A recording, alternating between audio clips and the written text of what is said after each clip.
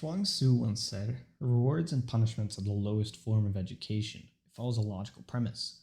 Reward good behavior and punish bad behavior. I'm sure all of us students at one point were all very familiar with this. On the surface, it seems like a necessary way to structure education, but others have argued there's a better way.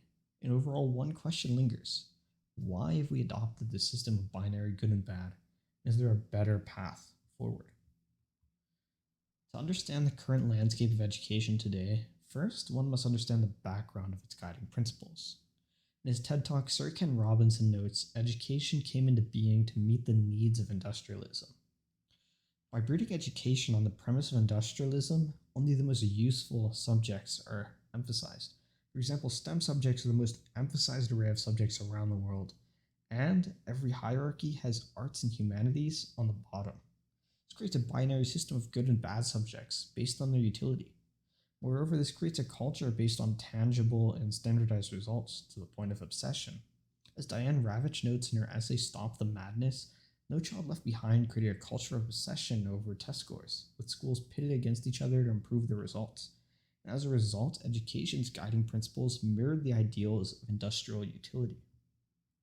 Developed by B.F. Skinner, operant conditioning is a mode of learning based upon a system of rewards and punishments.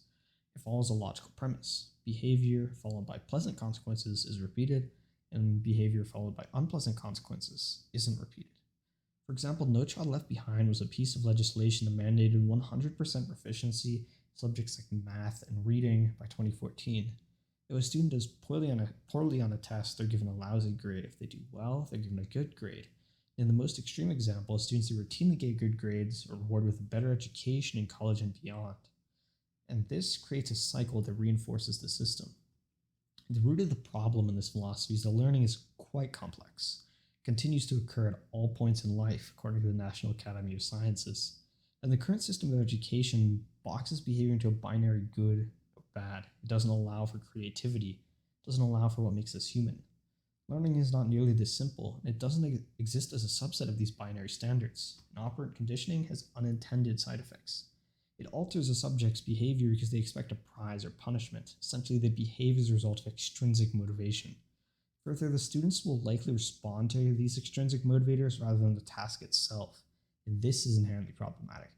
The most extreme example is these extrinsic motivators push entire school districts to prioritize test-taking skills and strategies over actual knowledge. And this inevitably leads to the question of where to go from here. It's no secret that operant conditioning has been a foundational principle of education, and it's familiar and comfortable. However, building motivation isn't something that teachers require force for. Kids will learn on their own for the sake of learning, as Alfie Kohn notes. You don't have to bribe a young child to show you that she can count to 1,000 or decode signs on the highway. But research shows that by the middle, or certainly by the end of elementary school, this intrinsic motivation tails off sharply. An extraordinary coincidence. Around the exact same time, the grades start to kick in. And Robinson echoes the sentiment that children are not afraid to be wrong. The current education system, though, stigmatizes mistakes. By the time that people are adults, he concludes, we're educating people out of their creative capacities. In fact, Kohn notes that intrinsic motivation actually produces better results overall than operant conditioning. Kohn instead advocates for a different system. He outlines the 3 C's of motivation: content, community, and choice. He notes that rather than discussing when a child has learned a particular concept, instead also ask, has the child been given something to do worth learning? By focusing on the value of content, students will want to learn for the sake of learning rather than being bribed to do it. Secondly, he talks about community. By creating a safe environment where children feel free to ask for help, students are motivated to create higher quality and more fulfilling work. And lastly, Kohn emphasized the importance of choice. As Emerson once wrote, respect the child, wait and see the new product of nature. In this way, ensuring that kids think about what they're doing, its more extensive implications, allows them to make good choices, not by following directions, but by making choices. This idea of fostering intrinsic motivation isn't incredibly novel or revelatory. It's a logical extension of human learning. Eric Jensen, a noted author and educational consultant in brain-based learning, outlines many steps a teacher could implement to focus on the idea of choice. For example, Jensen advises, point out choices whenever you can. I have an idea. How about if I give you the choice of what to do next? Do you want to do choice A or choice B? This idea of choice allows students to feel that their opinions are valued and gives them more control over their learning. This motivates students to perform far better than any mode of operant learning. For example, one of my high school teachers, Mr. Pennington, allowed the class to choose or push back test dates, almost completely on our own. This mode of thinking doesn't necessarily mean that teachers or administrators lose control over their classrooms either. Teachers have the liberty to choose and curate choices for their students. To continue the example, Mr. Pennington still curated test date choices, that required a unanimous decision to push back a test date. Overall, though, choice allows teachers to guide students as they make their own choices and learn for themselves. Jensen outlines a laundry list of easy and tangible ways that teachers can implement choice in their classrooms. They all boil down to one sentence.